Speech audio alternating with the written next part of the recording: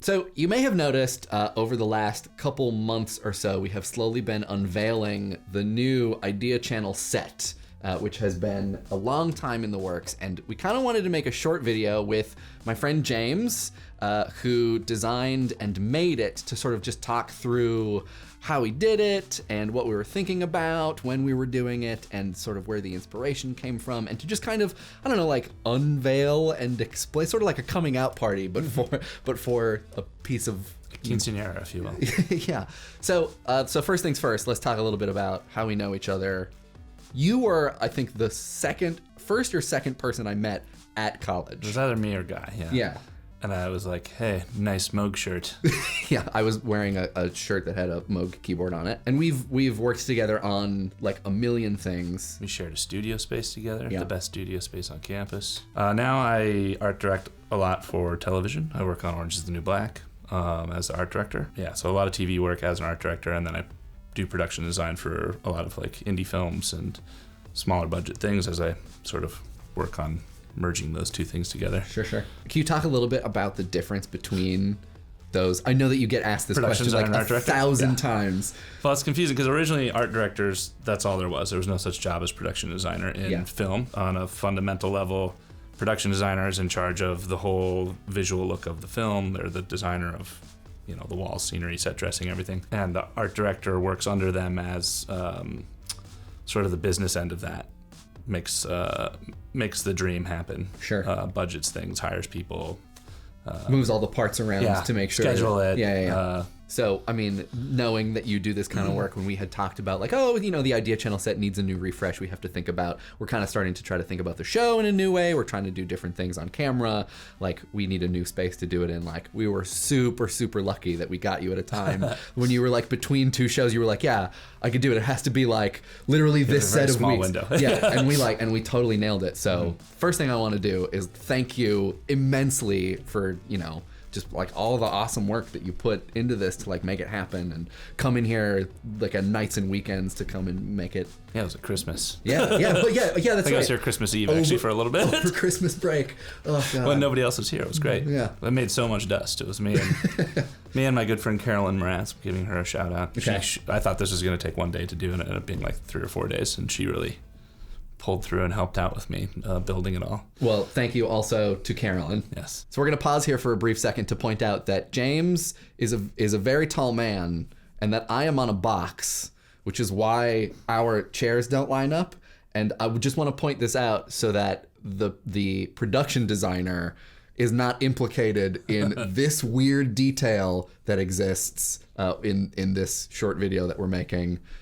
And my posture is normally much better. Thank you for slouching. When you're sort of determining the look of a production or a show or whatever, like, is there a method that you use, or is it kind of everything is different? It really depends on the project. So for something like this, it's essentially like a 2-wall set, and it's very constrained. So like those are immediately the things I'm thinking about, how to get the most out of a small amount of space. Yeah. I prefer doing scripted or shows like this. These are interesting design problem, and scripted stuff, you have character things that you're responding to. Storytelling is interesting to me. So then what were the big challenges the design challenges that you just mentioned when you were putting this together? Is it mostly the fact that it's, we're crammed into the corner of an office? Yeah, I mean, it was like we started with the previous set, which was 2 8-foot by 8-foot flats. Yep. Yeah, right. Give or take. I mean, we have shorter ceilings in this studio than the last one. And knowing that we wanted to get as many sort of filming setups in here as possible. So one of the first things I thought of was, if you're doing like a 2-wall set in a TV show that's like somebody sitting in a window talking on the phone. Yeah. And it's all you have is the one corner, you don't see the rest of the office. Sometimes you'll build these little things called shoot-off walls, and it's just a little bit more of whatever the wall treatment is, so that you can pop the camera over into the corner and you're not seeing the office space or whatever. Right. All this stuff around us. A big part for me was keeping your personality in it and the show's personality in it. I think you even said at one point that we could get rid of the records on the wall, and I was like, no, that's very much, I think that's important to keep. You were afraid of people's reaction to change. Partly, but also it's just like, I think your show has a strong following for a reason. Having all of the different setups, using the shoot-off walls, but then also the way that the shelves and all of the other elements are arranged does allow us to, like, pulling things off of the shelf feels really cool in a way that it's I like... liked it when I saw it in that one episode. It was nice. Yeah, it feels really nice. Yeah, and it was important to me, too, that, like, I mean, when you first talked to me about this, about redesigning it, my first reaction was like, oh, but the record wall is so great. Like, why do you need a new set? But then there's actually, you know, it's not just let's spice it up visually. There's actually reasons. You're feeling limited by what you've had before, and now you have a lot more options of ways to set things up. It's really amazing, even like Morgan and I talking to one another about, oh, how are we going to set this one up? And now we're in this period that we're using the set and we're experimenting with it and trying to find all of these different ways that we can set up different shots. Does then, I think, affect, and Morgan, from behind the camera, you can correct me if you think I'm wrong, but I think it does affect the way that we shoot the episodes, sure, but then also a lot of times the way that they get cut together and even the assets that we use, because sometimes we realize while shooting that we can interact with the set in a different way. And I think one of the big examples of that was we did I don't know if you saw the Fallout video that we did, where we just replaced this whole back wall with a green screen and then put a bunch of computers in the back, and that kind of thing we would have never. Right. It's like when we're talking through, like, oh, the setup will be here, and then maybe the setup will be here, we then have this conversation of, oh wait, but what if this is a green screen and we put other stuff, which we would, if the answer is always shoot into the corner, we don't have that kind of conversation. Definitely. Could you sort of walk us through a little bit the process of prototyping this? Because you made a really incredible model that ended up looking pretty much exactly like what's here. Ideally, yes. It's almost like you're a professional. A big part for me was kind of trying to design a shell that was, you know, that I wasn't picking out what those things were, right, and keeping your personality in it through that, to just really create a structure for you to then add to. Put a bunch of junk on the shelves. Yeah, a bunch of junk on the shelves that means something to you and your audience. Funny story, most of the stuff on the shelves comes either from my bookshelf at home or my parents' attic. Oh, wow. For real, like a lot of these things come from, I mean, the secret aardvark is from my kitchen. That's probably not a surprise. I'm creating a vessel to put that stuff in, and it's important to me that part of the design was that you then take the ball and roll with it to put your flavor in there. Right. So really, I designed that, even though I didn't pick that stuff out. Before we wrap up, the last thing that I want to not maybe ask you about, but interrogate you about, is the fact that you were recently convinced by me and Lizzie, yes, to start an Instagram account. The two most important people in my life.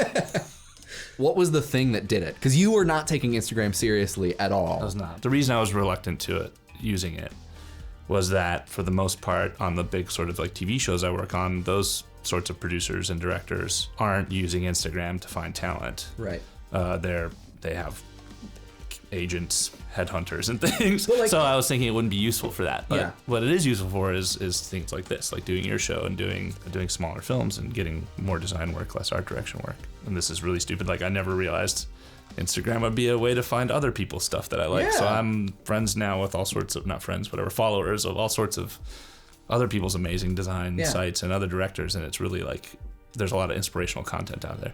I guess I always looked at it like the photo feature of Facebook. You're like, eh. But like on a different platform. And I was like, why not just put photos on Facebook? It really never made sense to me in that way. The last couple weeks or so that you've started to take photos of different things or find photos and then bring them to Instagram is like, it's such a great way for me to see how you see the world, because you're posting stuff where I'm like, oh yeah, like I never would have like taken that square of detail and looked at it in this way.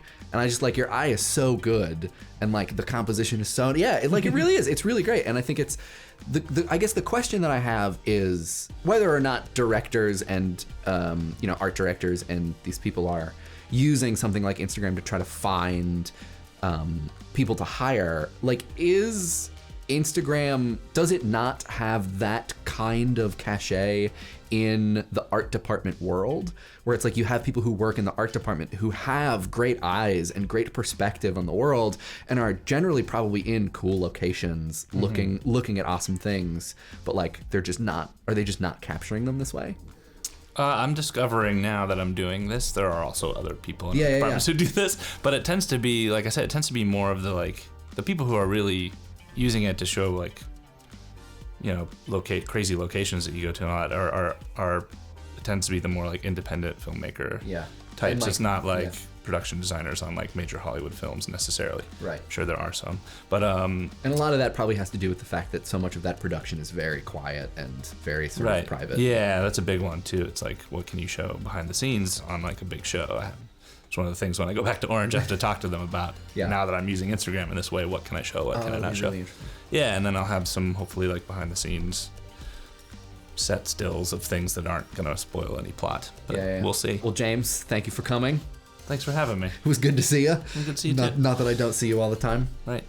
It has been, thank you again for all of this. It's so great, and I can't thank you enough for all the time you put into it and all the hard work and all the thought. So it's been my pleasure.